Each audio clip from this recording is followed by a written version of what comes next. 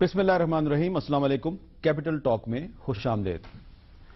بہت ذکر سنتے تھے ہم تلاشی کا۔ عمران خان بار بار مطالبہ کر رہے تھے کہ نواز شریف کی تلاشی لی جائے، تلاشی لی جائے، تلاشی لی جائے۔ اب سپریم کورٹ میں تلاشی شروع ہو چکی ہے، لیکن جیسے ہی تلاشی شروع ہوئی ہے تو کچھ الف لیلہ کی داستانوں کا ذکر بھی سننے میں آ رہا ہے۔ تو یہ الف لیلہ کی داستانیں کیا ہیں؟ آج سپریم کورٹ آف پاکستان میں پاناما پیپرز کے حوالے سے مختلف درخواستوں کی دوبارہ سماعت ہوئی، اور اس سماعت کے دوران بہت سے ریمارکس ہم نے سنے، ہم نے اس پہ بہت سے تبصرے بھی سنے، اور اس میں جو 5 رکنی لارجر بینچ ہے اس نے یہ کہا، چیف جسٹس صاحب نے کہا کہ ایک طرف سے 700 صفحات سامنے آئے ہیں، دوسری طرف سے 1600 صفحات جمع کروا دیے گئے ہیں، اور جسٹس عظمت سعید صاحب کا یہ ریمارک بھی سامنے آیا کہ اخباری تراشے الف لیلہ کی کہانیاں ہیں، اور الف لیلہ کی کہانیوں پر ہمارا وقت کیوں ضائع کیا۔ اس کے علاوہ بھی کافی سارے ریمارکس سامنے آئے ہیں، تو ہم ان ریمارکس پہ بھی بات کریں گے، اور کیونکہ آج ایک سپریم کورٹ نے یہ ایک آرڈر بھی جاری کیا ہے، اور اگلی ہیئرنگ 17 نومبر کو ہوگی، تو کیونکہ ایک آرڈر جاری ہوا ہے، اس میں کچھ سی ایم ایز کا بھی ذکر ہے، تو جو سی ایم ایز یعنی کہ اس میں جو کچھ جوابات داخل کروائے گئے ہیں اس تک محدود رہیں گے۔ ہم جو کورس کے میرٹس اور ڈی میرٹس ہیں اس پہ ہم بات نہیں کریں گے۔ اور یہ میں ضرور آپ کو بتانا چاہتا ہوں کہ آج جو سپریم کورٹ میں وزیراعظم کے خاندان کی طرف سے جو ایک تحریری بیان جمع کروایا گیا ہے، یہ ہے سی ایم اے 7531۔ تو اس میں جو بتایا گیا ہے، میں پہلے آپ کو اس کے کچھ بنیادی نکات بتا دیتا ہوں، اور اس کے بعد ہم اپنی گفتگو شروع کریں گے۔ اس میں ایک جو منی ٹریل ہے وہ بتائی گئی ہے کہ جو لندن میں جو 4 فلیٹس ہیں وہ کس طرح شریف خاندان نے خریدے۔ بتایا گیا ہے کہ میاں محمد شریف نے میاں طارق شفیع کے ساتھ مل کر 1974 میں دبئی میں گلف سٹیل مل قائم کی۔ 1978 میں میاں محمد شریف نے کمپنی کے 75% حصے عبداللہ قائد اہلی کو فروخت کر دیے۔ 1980 میں 25% شیئرز 12 ملین دینار میں فروخت کر دیے گئے، اور 1980 میں ہی یہ 12 ملین دینار قطر کی الثانی فیملی کے بزنس میں انویسٹ کیے گئے۔ لندن کے پارک لین میں 4 فلیٹ نیلسن اور نیسکول کے نام سے الثانی فیملی نے پہلے سے خرید رکھے تھے۔ الثانی فیملی کے ساتھ تعلقات کے باعث شریف خاندان یہ فلیٹ استعمال کرتا رہا، اور 2006 میں الثانی فیملی نے یہ فلیٹ وزیراعظم کے بچوں کے نام منتقل کر دیے۔ تو یہ اس میں جو الثانی فیملی کی طرف سے ایک ڈاکومنٹ بھی جمع کروایا گیا، یہ ڈاکومنٹ بھی ہمارے پاس ہے۔ یہ ہے جناب حماد بن جاسم بن جابر الثانی صاحب کی طرف سے یہ ڈاکومنٹ جمع کروایا گیا ہے، اور اب یہ جو جواب جمع کروایا گیا ہے، اس جواب کے حوالے سے ایک سوال پیدا ہوتا ہے، اور وہ سوال یہ ہے کہ کچھ ماہ پہلے ہمارے اس پروگرام کیپٹل ٹاک میں حسین نواز شریف صاحب نے ہمارے کچھ سوالات کا جواب دیا تھا، اور اس میں انہوں نے یہ بالکل مختلف انداز میں کہانی بتائی تھی کہ انہوں نے یہ فلیٹ لندن میں کیسے خریدے۔ یہ جو آج سپریم کورٹ میں بیان ہے، اس میں انہوں نے کہا ہے کہ یہ الثانی فیملی کے ساتھ ان کی سیٹلمنٹ ہوئی، لیکن اس میں انہوں نے کچھ اور کہانی بتائی تھی۔ ذرا سنیں حسین نواز صاحب نے کیا کہا تھا۔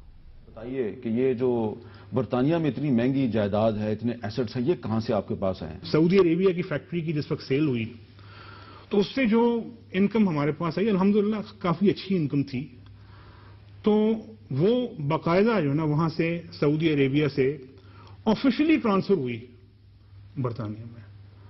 اور فگر بتانا پسند فرمائیں گے ہمیں؟ میرا خیال ہے فگر آپ جو ہے نا مجھ تک ہی رہنے دیں، لیکن الحمدللہ میں یہ کہہ سکتا ہوں جی کہ الحمدللہ اٹ واز اے گڈ سم، ٹھیک ہے، کہ جس سے اس وقت جو ہے آبویسلی میں آج سے 11-12 سال پہلے کی بات کر رہا ہوں، جس وقت پراپرٹیز کی ویلیو کافی کم تھی، اور الحمدللہ میں نے جو ہے 3 پراپرٹیز لیں، اور وہ بھی جو ہے مارگیج کروا کے لی۔ بائی دی وے میں آپ کو اب تک جو ہے وہ جو ہے نا تینوں پراپرٹیز جو ہے مارگیج ہیں، اور وہ ان کے جو مارگیج ہے وہ ادا ہوتی جا رہی ہے، اور لوگ کہ کافی حد تک جو ہے نا اپنا وہ ہو چکی ہوئی ہے۔ تو الحمدللہ وہ جو 3 پراپرٹیز جو ہے نا میں نے لی، وہ جو ہے نا آج جو ہے نا الحمدللہ آج بھی جو ہے نا ہیں وہ پراپرٹیز جو ہے نا ہمارے پاس، اور یہ بات ہے 2006 کی، جب جو ہے نا اپنا ہم لوگوں نے جو ہے وہ میں نے بلکہ خریدی جس وقت جو ہے نا پراپرٹی۔ تو یہ حسین نواز صاحب نے کہا کہ 2006 میں انہوں نے یہ پراپرٹی خریدی، اور انہوں نے سعودی عرب سے پیسے بھیجے تھے، انگلینڈ یعنی کہ لندن پیسے بھیجے تھے، اور اس میں انہوں نے الثانی فیملی کا کوئی ذکر نہیں کیا۔ اس کے بعد جب 3 اپریل 2016 کو پاکستان کے انگریزی اخبار دی نیوز میں عمر چیمہ صاحب نے اس سکینڈل کو، پاناما پیپرز کے سکینڈل کو بریک کیا 3 اپریل کو، اور اس کے بعد کچھ مطالبات شروع ہوئے، تو پھر مئی کے مہینے میں وزیر اعظم نواز شریف نے قومی اسمبلی میں ایک خطاب کیا، اس میں انہوں نے کیا کہا، ذرا وہ بھی سنیں۔ ہمارے والد محترم حیات تھے، انہوں نے جلا وطنی میں ایک بار پھر کمر باندھی اور جدہ میں ایک سٹیل مل لگائی۔ اس کی بنیادی سرمایہ کاری کے لیے دبئی فیکٹری کی فروخت سے حاصل ہونے والے سرمایہ نے بھی مدد کی۔ جدہ کی یہ فیکٹری جون 2005 میں اپنی مشینری، وسیع قطع اراضی اور دیگر اثاثوں سمیت تقریباً 64 ملین ریال یعنی 17 ملین ڈالرز میں فروخت ہوئی۔ جناب اسپیکر، دبئی اور جدہ کی فیکٹریوں کے حوالے سے تمام ریکارڈ اور دستاویز موجود ہیں۔ حضور، یہ ہیں وہ ذرائع اور وسائل جن سے لندن کے فلیٹس خریدے گئے۔ جناب اسپیکر، جی، تو وزیر اعظم نواز شریف نے یہ قومی اسمبلی میں بتایا الیکٹڈ ہاؤس میں کہ 64 ملین ریال یعنی کہ 17 ملین ڈالر سے یہ فلیٹ خریدے گئے لندن میں، اور انہوں نے بھی الثانی خاندان یا اس کے ساتھ جو فیملی کا بزنس تھا اس کے بارے میں کچھ نہیں بتایا، اور آج جو ڈاکومنٹس جمع کروائی گئی ہیں اس کے مطابق یہ دبئی سے سیدھا جو منی ٹریل ہے یہ لندن چلا جاتا ہے، اس میں جدہ کا ذکر نہیں ہے۔ تو اب اس میں کچھ سوالات پیدا ہوتے ہیں اور ان سوالات کا ہم پہ بحث کریں گے، اور ہمارے ساتھ موجود ہیں جناب طلال چودھری صاحب، مسلم لیگ نون کے سینئر رہنما، ان کے ساتھ ہے جناب ولید اقبال صاحب، تحریک انصاف کے رہنما ہیں اور جو تحریک انصاف کے وکلاء کی ٹیم ہے اس کا حصہ ہے، آج سپریم کورٹ میں یہ موجود تھے حامد خان صاحب کے ساتھ، اور جناب عمر چیمہ صاحب جنہوں نے 3 اپریل 2016 کو یہ پاناما پیپرز کا سکینڈل پاکستان میں بریک کیا، اور اس کے بعد سے یہ سلسلہ ابھی تک ختم ہونے کا نام نہیں لے رہا۔ تو طلال چودھری صاحب، اب یہ بتائیے کہ یہ جو الثانی فیملی کی طرف سے آپ نے آج ایک ڈاکومنٹ جمع کروائی، تو حسین نواز صاحب اور نواز شریف صاحب تو کچھ اور پہلے کہہ رہے تھے، آج تو آپ کا موقف بالکل تبدیل ہو گیا۔ بسم اللہ الرحمن الرحیم۔ دیکھیں، ایک تو موقف بالکل تبدیل نہیں ہوا، ہمارا بیانیہ وہی ہے جو پہلے دن سے تھا۔ ہم پر الزام کیا ہے، ذرا میں اس کو سمپلیفائی کرتا ہوں، اور اس کے بعد اس ٹرانزیکشنز میں کہاں سے کہاں پیسے گئے وہ بھی میں آپ کے سامنے پیش۔ ہم پر یہ الزام تھا کہ پاکستان سے پیسے گئے، ناجائز پیسے کمائے گئے تھے، ٹیکس اور منی لانڈرنگ کی گئی تھی، اور پھر وہاں 90s میں فلیٹ جو ہیں وہ ملکیت تھے شریف فیملی کے۔ اب یہ 4 کلیم ہیں جو کر میاں نواز شریف کی فیملی پر الزام لگایا گیا۔ ان چاروں کلیمز پہ ہم نے پہلے دن سے پرائم منسٹر نواز شریف نے کہا ایک پیسہ بھی یہاں سے نہیں گیا، نمبر 1۔ اور آج کا بیانیہ بھی، آج کا جو ہمارا سپریم کورٹ میں اس سے پہلے بھی ان کے بچوں کا جو بیان ہے بالکل اسی سے میچ کرتا ہے۔ اس کے بعد اب آپ کہتے ہیں کہ ٹرانزیکشن کیسے ہوئی، اس سے پہلے انہوں نے بالکل کہا کہ جب 70s میں ان کا قومیائے گئے تمام ادارے، تو پاکستان کی سب سے بڑی سٹیل کی جو کاروبار تھا ان کا تھا، وہ اس کے بعد دبئی چلے گئے۔ دبئی میں جو بزنس کیا گیا اس کے 3 حصوں میں جو پیسے ہیں وہ انویسٹ ہوئے، ایک جدہ کی فیکٹری میں ہوئے، ایک جو کیونکہ وہاں وہ انویسٹ ہوئے تھے وہاں پہ جو پراپرٹی کے بزنس میں، اس سے بعد میں فلیٹس ملے، اور اسی طرح ایک اور سیٹلمنٹ ان کی فائنینشیل سیٹلمنٹ جو کی گئی۔ لیکن طلال صاحب قومی اسمبلی میں وزیر اعظم نواز شریف صاحب کا بڑا واضح الفاظ میں یہ بیان ہے کہ یہ جدہ کی فیکٹری فروخت کی گئی، اس سے جو 17 ملین ڈالر ملے اس سے ہم نے یہ لندن کے 4 فلیٹ خریدے، جبکہ آج جو آپ نے سپریم کورٹ میں بیان جمع کروایا وہ بالکل ڈیفرنٹ ہے۔ میں آپ ہی کی بات، میں انہی کا بیان، یہ میرے پاس ٹرانسکرپٹ ہے پرائم منسٹر کی، میں ایگزیکٹ ورڈز پڑھ دیتا ہوں۔ جناب اسپیکر، دبئی اور جدہ کی فیکٹریوں کے حوالے سے تمام ریکارڈ دستاویز موجود ہیں۔ جناب اسپیکر، یہ ہیں وہ ذرائع اور وسائل جن سے لندن کے فلیٹس خریدے گئے، تو یہ الفاظ ہم نے چلائے بالکل، اور یہ ایگزیکٹ، اور اس میں یہ جو آج جواب جمع کروایا گیا اس میں یہی کہا گیا کہ دبئی میں ہمارا کاروبار تھا، دبئی کے کاروبار میں جب وہ ان کی مل فروخت ہوئی اس کی جو انویسٹمنٹ کی گئی، اور میں آپ کو میر صاحب تھوڑا سا رف آئیڈیا دے دوں، میں اتنا نہیں، وہ دبئی کا ذکر ہے لیکن جدہ کا ذکر نہیں ہے۔ نہیں، میں دیکھیں نا، میں ایگزیکٹ آپ کو ورڈ پڑھ کے، دبئی کا جو کاروبار تھا اس کے وہ 3.5 ملین اس وقت جو انہیں ملے تھے، اگر اس کی منیمم بھی کوئی لگایا جائے نا پروفٹ، تو وہ تقریباً کوئی 40-45 ملین ڈالر بنتا ہے 20 سال بعد 25 سال بعد. ٹھیک ہے نا جی. اس میں سے جو ٹرانزیکشنز ہوئی ہیں اور اس کے بعد دیکھیے یہ جو ڈاکومنٹ ہم نے دیا ہے, ہم نے کوئی ڈاکومنٹ وہ نہیں دیا, وہ کوئی پکوڑوں والا نہیں دیا, کوئی دوسرا نہیں دیا, کوئی الف لیلا والا نہیں. یہ ایک اتھینٹک ڈاکومنٹ ہے, ایک ایسے آدمی کا ڈاکومنٹ ہے جو جانا پہچانی فیملی ہے. یہ اتھینٹک ڈاکومنٹ جو ہے یہ آدمی جو ہے بالکل جانا پہچانا ہے, لیکن یہ کہہ رہا ہے کہ I was informed that during the year 1980 mister Mian Muhammad Sharif expressed his desire to invest a certain amount of money in the real estate business of Al-Sani family in Qatar. I was informed. یعنی اس کو خود directly نہیں پتا. میں اس پہ گزارش کرتا ہوں, یہ بھی جانا پہچانا ہے, یہ ڈاکومنٹ بھی ٹیسٹڈ ہے, ویریفائڈ ہے. یہ آدمی سپریم کورٹ آف پاکستان میں آ کے دے گا بیان. دیکھیں یہ سپریم کورٹ کا کام ہے کہ اگر اس کو مزید کوئی ویریفیکیشن چاہیے تو اس کے کئی طریقے ہیں. اور ایسی ایک اور بات, ہمارے پہلے بیان سے لے کر پرائم منسٹر ان کے بچوں سے لے کر, کیونکہ اب تو پرائم منسٹر کا کیس ختم ہو گیا, اب ان کے بچوں کی کوئی ان کے جو دادا کی ٹرانزیکشن کی بات چل رہی ہے.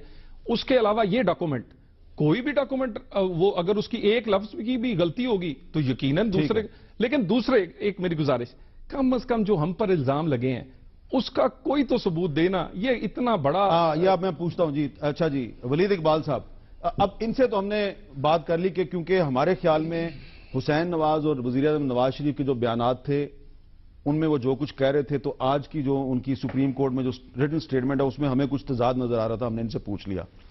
لیکن جو آپ نے آج سپریم کورٹ میں جو آپ نے چیزیں جمع کروائی ہیں تو اس کے بارے میں تو کہا جا رہا ہے الف لیلا کی داستان ہے, سچ کو خود ہی دفن کر دیا ہے.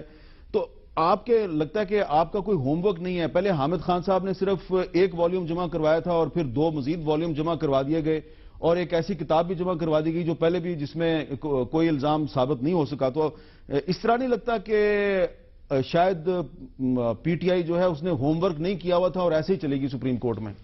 نہیں حامد صاحب, یہ بالکل درست نہیں ہے. ایسے سب سے پہلے تو میں ایک بات عرض کرنا چاہ رہا تھا, میں ایز اے پروفیشنل, یہ جو کیس ہے کورٹ میں سب جوڈس ہے, تو اس کے میرٹس کے اوپر تو میں مناسب نہیں سمجھتا کہ بات ہو, لیکن ہم اس کے پولیٹیکل ڈائمینشنز پہ, میں نے آج کا جو کورٹ آرڈر ہے اس کا حوالہ دے کے بالکل میں نے بتایا کہ جو سی ایم اے جمع ہوئی ہے صرف ہم اس پہ بات. ہاں جی, پروسیس کی بات کر سکتے ہیں ہم, کورٹ کی آبزرویشنز کے بارے میں نریٹ جو ہوا ہے اس کو ریپیٹ کر سکتے ہیں, ایسی باتیں ہو سکتی ہیں. اور اس کی پولیٹیکل ڈائمینشنز تو میں زیادہ یہاں پہ ایک سیاسی کارکن کے طور پہ اور کم ایک وکیل کے طور پہ آپ کے خدمت میں حاضر ہوں. دیکھیں بات یہ ہے کہ ایویڈنس کا جو ہدایت دی گئی تھی پچھلی ڈیٹ پہ وہ دونوں, بلکہ تمام فریقین کو دی گئی تھی, دونوں سائڈز کو. اور کیا کہتے تمام پارٹیاں اپنے جتنے بھی دستاویزات پہ وہ ریلائے کر رہے ہیں وہ جمع کرا دیں, اور اس کی آخری ڈیٹ 15 ہے. تو انہوں نے اپنی دستاویزات جمع کرا دیں اور ہم نے اپنی کرا دیں. اور اس میں یہ بات درست ہے کہ 3 والیومز ہیں, اور پہلا والیوم جو ہے اس کو کورٹ نے بھی آبزرو کیا آج کہ جی پہلے والیوم میں اصل معنی خیز باتیں لگتا ہے ہمیں ہیں, اور باقی دونوں والیومز میں کچھ ایسی چیزیں ہیں جو ہو سکتا ہے ریلیونٹ ہو سکتا ہے نہ ہو, وہ بحث کے سٹیج پہ آئیں. وہ الف لیلا کی داستان ہے, اخباری تراشے نہیں, وہ آئی ڈونٹ نو, میں کورٹ میں تھا, میں نے الف لیلا کا لفظ سنا یا نہیں سنا مجھے چلے اخباری, یہ تو کہا گیا نا کہ اخباری تراشے جو ہے ان سے کسی کو پھانسی نہیں دی جا سکتی. نہیں, وہ ایک بحث کی سٹیج والی بات ہے, لیکن میں یہ ضرور عرض کر دوں, اور سپریم کورٹ کے اپنے ہی فیصلے ہیں. ولی خان کیس سے وہ شروع ہوتے ہیں, اور کافی مشہور کیس جو بعد میں آتا ہے وہ بے نظیر بھٹو صاحبہ کے جب اسمبلی توڑی گئی, وہ خواجہ احمد طارق رحیم کیس ہے, جس کے اندر اخباری تراشوں کی بنیاد پر بہت سے جو ہے نتائج پر کورٹ جو تھی یا کورٹ نے جوڈیشل نوٹس ان کا لیا. بالکل تو ان کی اس کیس میں اور کورٹ کا جو وہ آرڈر ہے خواجہ احمد طارق رحیم کیس میں, اس میں کورٹ کے آرڈر میں اخباری تراشوں کا یہ حوالہ ہے. بالکل حوالہ ہے جی. اور اس کیس میں اخباری تراشے کس حد تک ریلیونٹ ہیں, وہ کیا ان کی ویلیو ہے,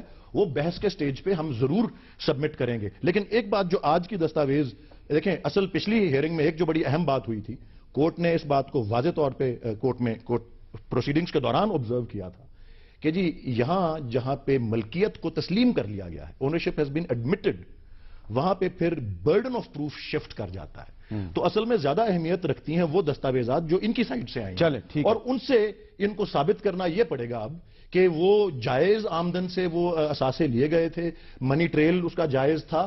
اور جو اصل بات ہے دیکھیں, ریسپونڈنٹ نمبر 1 پرائم منسٹر ہی ہیں, آگے ان کے بیٹے اور بیٹی اور وہ سب ان کے داماد اور باقی ادارے ہیں. ٹھیک ہے, لیکن اصل جو ہے وہ بالکل وہ ان کی کہانی ختم نہیں ہوئی.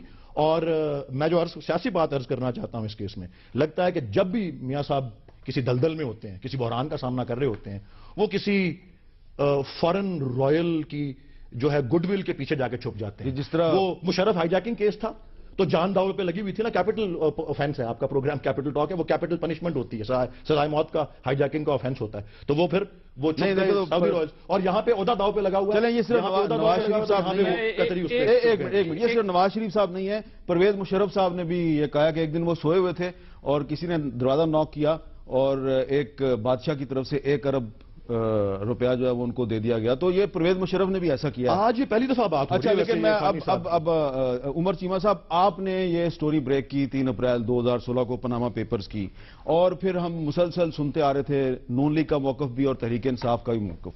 یہ جو آج اکرم شیخ صاحب کی طرف سے یہ جو ایک السانی فیملی کا ایک لیٹر پیش کیا گیا ہے کورٹ میں, اس کے بعد آپ کیا سمجھتے ہیں کہ سٹوری ختم ہو گئی؟ میر صاحب, میں ایک تو جو آپ نے پہلے کوئی حسین نواز صاحب کی سٹیٹمنٹ چلائی, اور ٹریل سے مجھے اپنا وہ ہائکنگ ٹریل بھی یاد آ رہا تھا. مجھے لگا کہ وہ منی ٹریل 1 ہے جو انہوں نے بیان کیا, پھر اس کے بعد میاں صاحب نے منی ٹریل 2 بیان کیا, پھر اب جو کورٹ میں آیا وہ منی ٹریل 3 ہے. تو یہ جو ہے نا بیانات میں تعداد, اس سے لگتا ہے کہ پرابلمز ایگزسٹ کرتے ہیں. اگر پی ٹی آئی کے پاس کوئی ایویڈنس کی کمی ہے تو یہ جو کلیریفیکیشن جو ان پہ ایک برڈن آف پروف ہے, انہیں کلیریفائی کرنا ہے, وہ ان کو بھی کافی چیلنجز ہیں گورنمنٹ سائڈ کو. تو یہ اس کو کیسے ڈیل کرتے ہیں؟ میں ایکسپیکٹ یہ کر رہا تھا کہ جب میاں صاحب کی اسمبلی میں سپیچ تھی تو وہ ڈیفینیٹلی انہوں نے لیگلی ویٹ کرائی ہوگی کہ کیس جتنا ہائپ کریٹ ہوئی ہے یہ کسی نہ کسی فورم پر جائے گا اور میری یہ تقریر بار بار کوٹ ہوگی. تو لہذا وہ میرا خیال تھا کہ انہوں نے ڈاکومنٹیشن پہلے کی ہوئی ہے, وہ انہوں نے نہیں کی. اب جو یہ شہزادے کی سٹیٹمنٹ لے آئے ہیں, ایک تو میں ایک چیز جو ہے نا اس کیس کے حوالے سے جو میرے لیے ایجوکیشن ہے اور بہت سارے لوگوں کے لیے, وہ یہ ہے کہ ہمارے ملک میں یا جو عمرہ کلاس ہے یہ کس طرح امیر سے امیر تر ہوتی ہے, کہ ان کا لگتا ہے یہ اپنی سٹوری اس طرح سے بیان کرتے ہیں کہ جیسے یہ دنیا کے ذہین ترین لوگ ہیں, اور جن لوگوں کو جو اس ترقی کی دوڑ میں پیچھے رہ گئے یہ بڑے بیوقوف, اور ان کے پاس کوئی, حالانکہ یہ اپرچونٹیز کا ایشو ہے, یہ رسائی کا ایشو ہے کہ جو امیر ہے اس کی, یعنی دیکھیں انہیں جو گلف سٹیل بنائی ہے وہ کس طرح بنائی ہے کہ جی ان کے نالج کی بنیاد پہ وہ امپریس ہوئے, اور کیا انہوں نے وہ لیز پہ زمین دے دی, پھر لون دے دیا, مجھے یا کسی اور آدمی کو نہیں دیتا.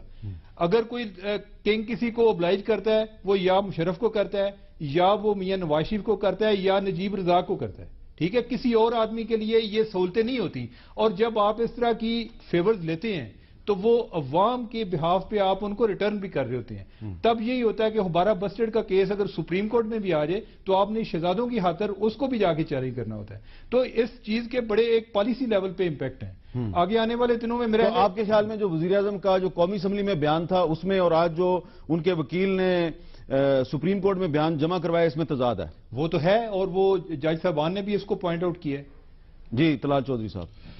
دیکھیں 1-2-3 چیزیں میں دوبارہ, دیکھیں جو الزامات ہیں جو ہم کہتے ہیں کہ غلط ہیں اس کے ثبوت ہم پر الزام لگانے والوں نے دینا ہے. اگر میر صاحب کوئی کہے کہ جیو جو ہے وہ ٹیلی ویژن تلال کا ہے تو آپ میرے پہ الزام لگائیں, تو آپ نے لے کے آنا, میں پوری دنیا میں گھوم کے اپنے وہ نہیں کٹھے کوئی پیپر کر سکتا.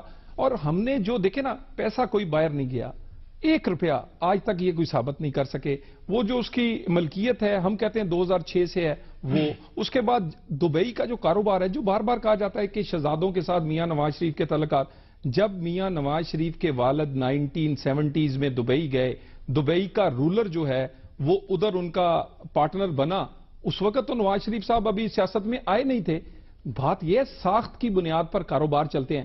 فیصل آباد سے میں بلونگ کرتا ہوں, بے شمار ایسے گھر ہیں جو آج سے 25-30 سال پہلے 5 مرلے کے مکان میں بھی نہیں رہتے تھے اور آج وہ بزنس ٹائکونز ہیں. اور پاکستان میں ایسے بہت سارے لوگ ہیں. یہ فیملی تو 1937 سے ٹیکس دینے والی اور بزنس کرنے والی, اور شروع سے پاکستان کی نہیں ایشیا کی چند ایک بڑی سٹیل کی کام کرنے والے 70s میں یہ کام کرنے والے. گزارش میری یہ ہے, ہم اپنی حصے کا بوجھ اٹھا رہے ہیں. ان 4 پراپرٹیز کے حوالے سے اس کی ملکیت کہاں سے, اس کی منی ٹریل, وہ پہلے مالک کون تھا.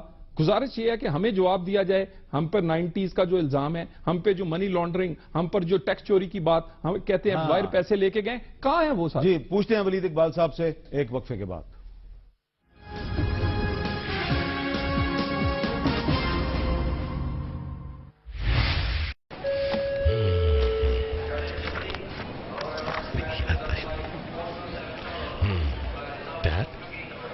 Is everything all right? कुछ नहीं, सैलरीज का चेक साइन करना भूल गया। चलें इस बहाने सब एम्प्लॉयज आपको याद तो रखेंगे। ये रिश्ता अपने तो है कैनन्स, ताकि आपके प्यारों को मिलती रहे सेफ एंड हेल्दी चिकन। अब कार में 1 साल मुफ्त तब्दीली की गारंटी के साथ वोल्टा, जुगाड़ का तोड़।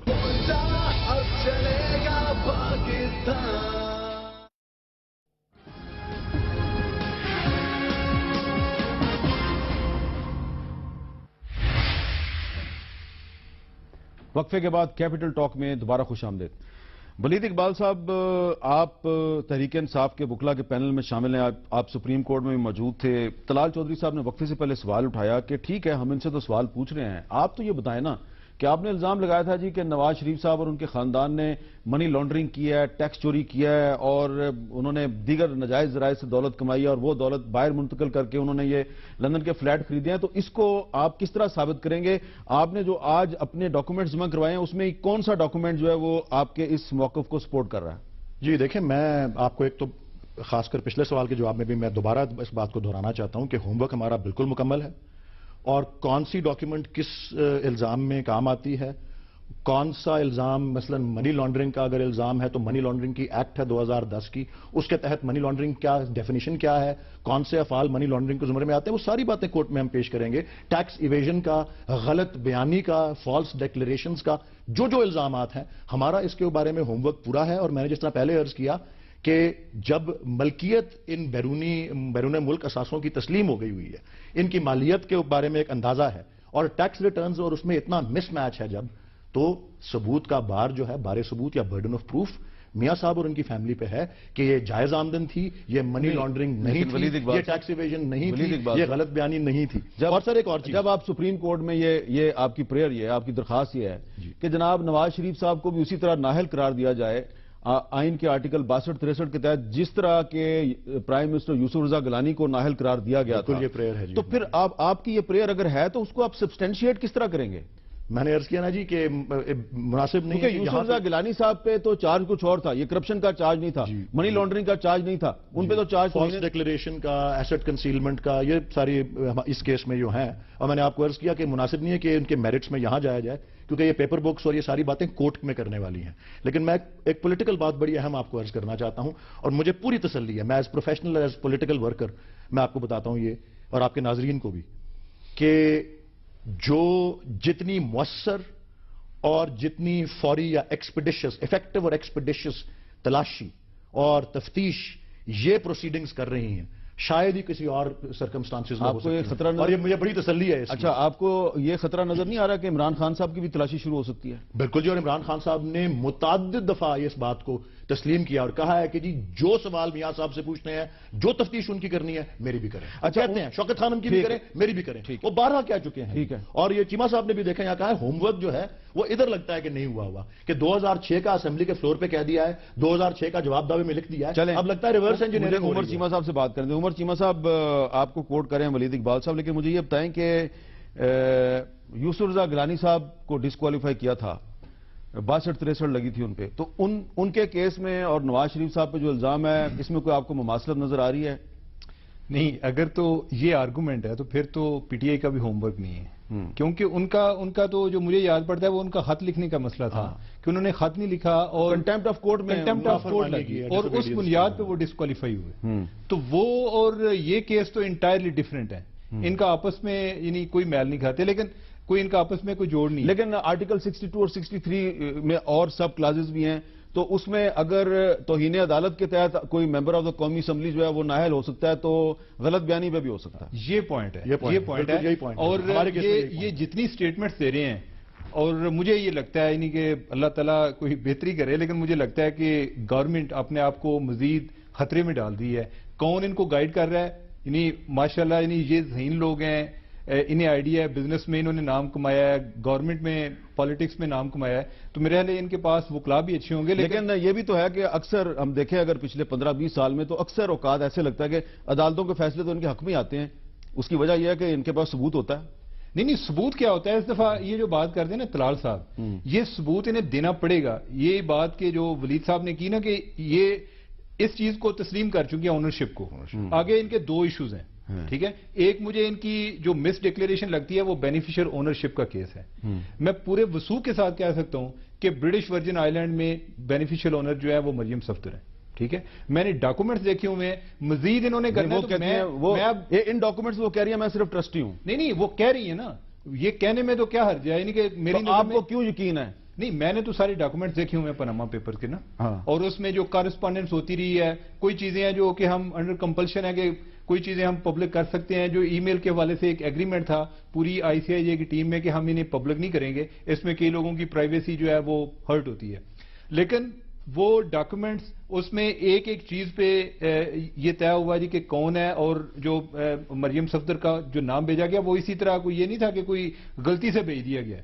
وہ اس کے بارے میں اب یہ تو نہیں کہ میں اب جو برٹش ورجن آئی لینڈ جو ہوں کہ میری کیا, میں نے بھائی آپ کو ریکارڈ پیش کر دیا, اب جا کے آپ لے کے. لیکن اب آپ نے چیمہ صاحب آپ نے ایک دعویٰ کیا کہ آپ کو یقین ہے کہ برٹش ورجن آئی لینڈ میں جو ڈاکومنٹس ہیں اس میں بینیفیشری ہیں مریم, ٹھیک ہے. مجھے اتنا یقین ہے کہ اگر یہ اس چیز کو ڈسمس کر دیں تو میں معذرت کر لوں گا آپ کے پروگرام میں آ کے معذرت کر لوں گا. اتنی بڑی بات کر رہے ہیں آپ؟ ہاں, یعنی کہ میں آپ کو کہہ رہا ہوں, یعنی کہ میں صرف وہ بات کروں گا کہ جو میں نے دیکھی ہے, جس پہ مجھے پورا اعتماد ہے, اس سے زیادہ میں اسپیکولیٹ نہیں کروں گا. میں ایک چھوٹا سا سوال اٹھانا چاہتا تھا, بلکہ میں ایک اختلاف رائے کا اظہار کرنا چاہ رہا تھا. یہ جو چیمہ صاحب نے لفظ استعمال کیا ہے کہ گورنمنٹ نے اپنے آپ کو مشکل میں ڈال دیا, یہ گورنمنٹ کے بارے میں نہیں ہے یہ کیس, یہ میاں نواز شریف کے پرسنل میٹر ہیں. اور ان کی یہ میں اس بات کو بڑا ایکسیپشن لیتا ہوں اس سے کہ آج بھی عدالت میں پروسیڈنگز میاں نواز شریف اور ان کے فیملی ممبرز پہ ہو رہی ہیں, اور 5 وفاقی وزراء وہاں پہ عدالت میں آئے ہوئے ہیں. ان کا کیا کام ہے اس میں؟ وہ اپنی وزارتوں میں جائیں یا اپنے حلقوں میں جائیں یا اپنا کام کریں.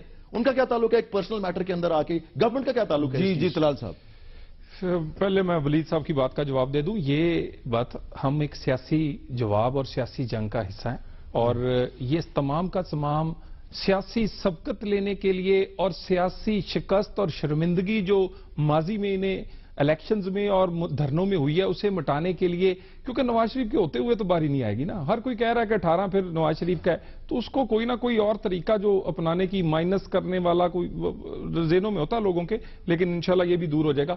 اب بات میں آ جاؤں ذرا مریم صاحبہ پہ, اور میں نے آپ سے کہا کہ میں کوشش کرتا ہوں کہ تھوڑا بہت ذرا پڑھ کے.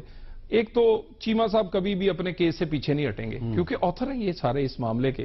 آج ہی اگر یہ مکر جائے, پاناما پیپر سکینڈل کے آتھر ہیں, اگر یہ آج کہہ دیں کہ بھی آج ہی ہتھیار پھینک دیں تو کیس تو ختم ہو گیا. ٹھیک ہے. اب گزارش یہ ہے جی, یہ ایک ٹرسٹ ڈیٹ ہے 2 فروری 2006 کی, یہ ہم نے ساتھ لگائی ہے, جس میں مریم صاحبہ ٹرسٹی ہیں. اس ڈیٹ کے بارے میں ہارورڈ لا کالج کہتا ہے, رائے دیتا ہے کہ ہارورڈ لا اسکول سے پڑھا ہوں, مجھے بات کر لینے دے. وہ کسی لا فرم کا میں نے کہا مجھے ذرا بات کر لینے دے. دیکھیں نا, بہت آگے پڑھے ہیں لوگ, اسی لیے پڑھنے جاتے ہیں کہ وہ بہت اچھا بڑا ادارہ ہے. اس کی رائے یہ ہے کہ یہ ٹرسٹ ڈیٹ بھی ٹھیک ہے, اور بینیفیشل اونر والی جو داستان ہے وہ بھی اس پوری اگر ایکسپلینیشن پڑھ لیں تو وہ ختم ہو جاتی. اب اگلی بات ہے کہ یہ بات ہم نے کورٹ میں بتانی ہے, ٹھیک ہے. یہ ٹرسٹ ڈیٹ بنی ہے 2 فروری 2006, جب کمپنیاں سب بعد میں اس کے وہ وجود میں آئی ہیں, وہ جتنی بھی حسین صاحب کی اس کے بعد. تو گزارش یہ ہے, یہ پوائنٹ بالکل ہم تیار ہیں اس کے لیے, اور اس کا جواب دیں گے, اس کا بھی دیں گے, فلیٹ 2006 کی ملکیت کا بھی دیں گے, اس سے پہلے کس کے تھے اس کا بھی دیں گے, منی ٹریل کا بھی دیں گے. ہمیں جواب دیں بھائی کہ 93 سے ہمارے پاس کب ہیں, منی لانڈرنگ, ٹیکس ایویژن, کیا کیا آپ نے, اور بات یہ وہ کہتے ہیں ہم بتائیں گے. اب نواز شریف تو تھا چلے, اب مریم نواز صاحبہ پہ بھی آپ کوئی آپ کی پریس کانفرنس نہیں ہوتی, کوئی آپ کی ایسی چیز جس پہ آپ ان کی بات نہیں کرتے. کیوں؟ اب ان سے بھی خوف آتا ہے کیونکہ نواز ساتھ لگا ہوا ہے. گزارش یہ ہے نہیں, لیکن یہاں پہ جو ان کا نام لکھا ہوا ہے مریم صفدر لکھا ہوا ہے. میں سیاسی بات کر رہا ہوں. یہ تمام ڈاکومنٹس ہم نے کورٹ میں دیے ہیں. اگر یہ ٹرسٹ ڈیٹ, اس کی کوئی لیگل جتنی بھی ایکسپلینیشن ہے, اگر وہ غلط آئے گی تو ہم اس کے لائبل ہوں گے. تو لیکن جو Mian Nawaz Sharif prime minister of Pakistan کا جو قومی اسمبلی میں بیان ہے, اگر اس میں اور اس میں تضاد نظر آئے تو اس کا بھی تو کوئی ذمہ دار ہے. میر صاحب میں نے آپ کو ایگزیکٹ فکرہ پڑھ کے دکھا دیا ہے. سر وہ کہتے ہیں, میاں صاحب نے کہا کہ 64 ملین ریال یعنی کہ 17 ملین ڈالر جو ہم نے جدہ میں سٹیل مل بیچی, اس سے جو حاصل ہوئے اس سے ہم نے لندن کے فلیٹ خریدے. میں نے کہا جی, میں نے وہ ایگزیکٹ فکرہ پڑھ کے دکھا دیا ہے آپ کو, اسی لیے پڑھا تھا, اور دوبارہ کہیں تو دوبارہ پڑھ دیتا ہوں. اور ایک اور بات آپ کو, اسے آپ اور میں تو بحث کر رہے ہیں نا, کورٹ میں بحث نہیں ہو رہی. کہ نواز شریف صاحب کا جو پہلے دن کا بیان تھا, کورٹ کی پروسیڈنگز کو نہیں ڈسکس کر رہے. میں اس پہ آ جاؤں نا. نواز شریف صاحب کا جو پہلے دن کا بیان ہے نہ اس کے بعد کسی نے ایکسپلینیشن مانی، نہ اس کے بعد کوئی اور بات ہوئی. رسپونڈنٹ 6, 7 اور 8 کی بات ہو رہی ہے. 6 ہے مریم صاحبہ، حسین صاحب اور حسن صاحب. نواز شریف صاحب سے کیس فارغ ہو چکا ہے. اچھا، لیکن مجھے ایک وقفہ لینا ہے، وقفے کے بعد دوبارہ ملتے ہیں.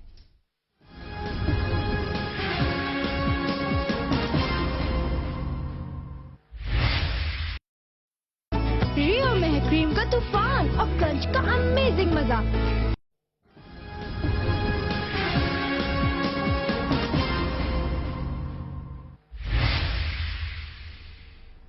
بریک کے بعد کیپٹل ٹاک میں دوبارہ خوش آمدید. آج جب سپریم کورٹ آف پاکستان میں پاناما پیپرز کے سلسلے میں درخواستوں کی سماعت شروع ہوئی تو اس کے بعد سماعت کے بعد کچھ سیاستدانوں نے بھی میڈیا کے ساتھ گفتگو کی، کچھ وکلا نے بھی کی، کچھ سیاستدانوں نے بھی کی. ایک سیاستدان جناب شیخ رشید احمد صاحب نے کچھ ایسی باتیں کی جس سے کہ کچھ بہت اہم سوالات پیدا ہوتے ہیں. ذرا سنیں انہوں نے کیا کہا. آج انہوں نے قطر کے سربراہ کے ڈاکومنٹ پیش کیے ہیں کہ ان کے والد نے ان سے پیسہ لیا ہے. میں نے کہا جناب آپ جلدی فیصلہ کریں، ساری قوم آپ کی طرف دیکھ رہی ہے، ورنہ یہ مہاتما گاندھی کے ڈاکومنٹ لے آئیں گے اور میں نے چیف جسٹس سے کہا مودی اس کو ٹیسٹ بھی کر دے گا. اور یہ ساری قوم اس بینچ کی طرف دیکھ رہی ہے، ساری دنیا دیکھ رہی ہے. ان سرحدوں پہ جو حملہ ہو رہا ہے اس کی وجہ اس پاناما کیس کی وجہ سے ہو رہا ہے. درگاہوں میں جو بم پھٹ رہے ہیں اس کیس کی وجہ سے پھٹ رہے ہیں. شیخ صاحب کے بیان کے دو حصے کر لیتے ہیں. پہلا حصہ تو ٹھیک ہے، یہ ان کا رائٹ ہے کہ وہ ایک پولیٹیکل سٹیٹمنٹ دیں، لیکن جو دوسرا حصہ ہے جس میں وہ کہہ رہے ہیں کہ یہ جو درگاہوں پہ بم پھٹ رہے ہیں اور جو لائن آف کنٹرول پر جو حملے ہو رہے ہیں اس کا تعلق اس پاناما کیس کے ساتھ ہے، تو یہاں پر یقیناً گنجائش ہے کہ ہم سوال اٹھائیں کہ کیا وہ صحیح کہہ رہے ہیں یا غلط کہہ رہے ہیں. ان کا کہنا ہے کہ یہ جو درگاہوں پہ بم پھٹ رہے ہیں اس کا تعلق بھی اس کیس سے ہے. تو اگر ہم پاکستان میں جو پچھلے چند سال کے دوران دہشت گردی کے واقعات ہوئے ہیں تو اگر ہم غور کریں تو پاکستان میں مختلف جو صوفیہ کرام ہیں ان کی درگاہوں پر بم دھماکوں کا سلسلہ کافی سال سے جاری ہے. کچھ تفصیلات میرے سامنے ہیں. 27 مئی 2005 کو اسلام آباد میں بری امام کے مزار پر ایک خودکش حملہ ہوا تھا، اس میں 28 لوگ شہید ہوئے تھے. 5 مارچ 2009 کو پشاور میں رحمان بابا کے مزار پر حملہ ہوا تھا. 25 اکتوبر 2010 کو پاک پتن میں بابا فرید گنج شکر کے مزار پہ حملہ ہوا. 2 اکتوبر 2010 کو کراچی میں عبداللہ شاہ غازی کے مزار پہ 2 خودکش حملے ہوئے. 1 جولائی 2010 کو لاہور میں داتا گنج بخش کے مزار پہ 2 خودکش حملے ہوئے جس میں 45 افراد جو ہیں وہ شہید ہوئے. 3 اپریل 2011 کو ڈیرہ غازی خان میں سخی سرور کے مزار پہ خودکش حملہ ہوا جس میں 50 افراد شہید ہوئے. اور اس کے علاوہ بھی بہت سے حملے ہوتے رہے اور 12 نومبر 2016 کو جو مزار شاہ نورانی ہے بلوچستان میں یہاں پر خودکش حملہ ہوا جس میں بہت سے لوگ شہید ہو گئے. تو اگر یہ کہا جائے کہ یہ جو حملے ہیں درگاہوں پر حملے ان کا تعلق پاناما پیپرز کے ساتھ ہے تو یہ تو 2016 میں آیا ہے، لیکن یہ حملے تو 2005 سے ہو رہے ہیں. اور اسی طرح لائن آف کنٹرول پہ جو بھارتی جارحیت ہے یہ بھی کئی سال سے جاری ہے اور اس کی بھی پوری تفصیل میرے سامنے موجود ہے. ولید اقبال صاحب، میں آپ سے یہ جاننا چاہوں گا کہ کیا یہ درست ہے کہ ہم پاناما پیپرز پہ بحث کریں، اس پہ سیاسی بیان بازی کریں، لیکن درگاہوں پر حملوں کو لائن آف کنٹرول پہ بھارتی جارحیت کو اس کیس سے جوڑنا کیا یہ درست ہے؟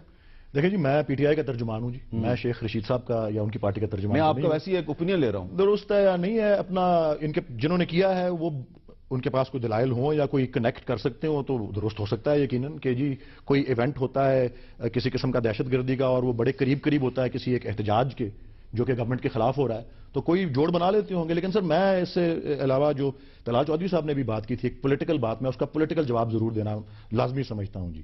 یہ جو کیس ہے یہ 2018 کے الیکشنز کے بارے میں نہیں ہے، یہ اس سے کہیں زیادہ بڑا معاملہ ہے. ہمارے نظریے کے 2 اہم ستون ہیں سر، کرپشن کا انسداد اور طاقتور اور کمزور کو قانون کی نگاہوں میں برابر لے کے آنا. ٹھیک ہے، اور ہم اس پہ یہ کام کر رہے ہیں اور آپ دیکھ لیں کہ پاکستان کا حال اس وقت ٹھیک ہے. عمر چیمہ صاحب، عمر چیمہ صاحب، میرے پاس ٹائم کم ہے، عمر چیمہ صاحب، قانون کی حکم. عمر چیمہ صاحب، یہ جو شیخ رشید صاحب کا بیان ہے اس کو ہم اگنور کر دیں؟ نہیں، اس کو اگنور نہیں کرنا چاہیے اور یہ میڈیا کی ذمہ داری ہے. ہم اس طرح کہتے ہیں جی انہوں نے کچھ سیاسی بیان دے دیا، یہ سیاسی بیان کا کیا مطلب ہے؟ آپ اتنے لوگوں کو مس گائیڈ کر رہے ہیں.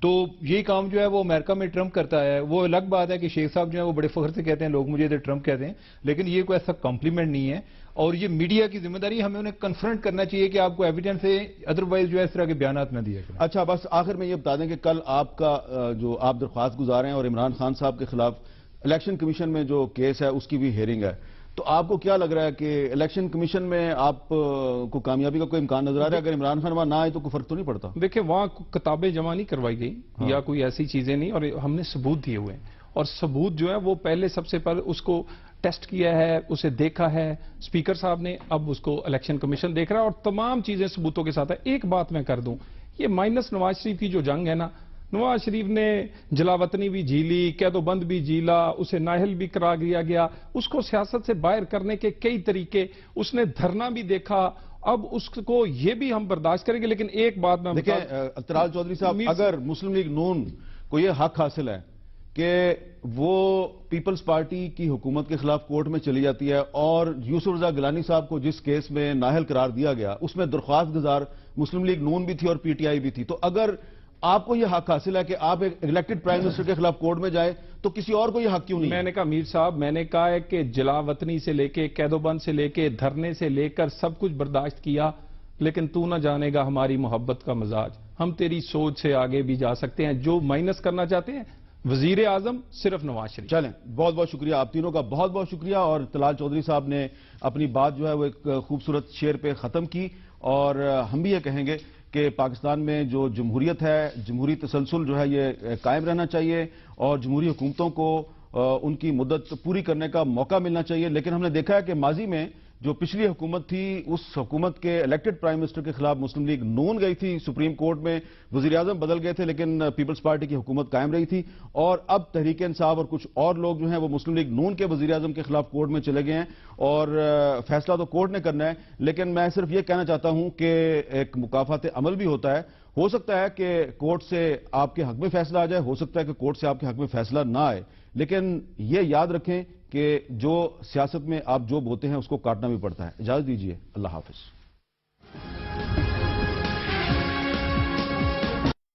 دل کا ہے یہ رشتہ, اپنے تو ہے اپنے. کیننز, تاکہ آپ کے پیاروں کو ملتی رہے safe and healthy chicken. Dengue بخار انتہائی خطرناک ہے مگر اس سے بچنا آسان ہے. یہ انسانی جسم میں خاص قسم کے مچھر کے کاٹنے سے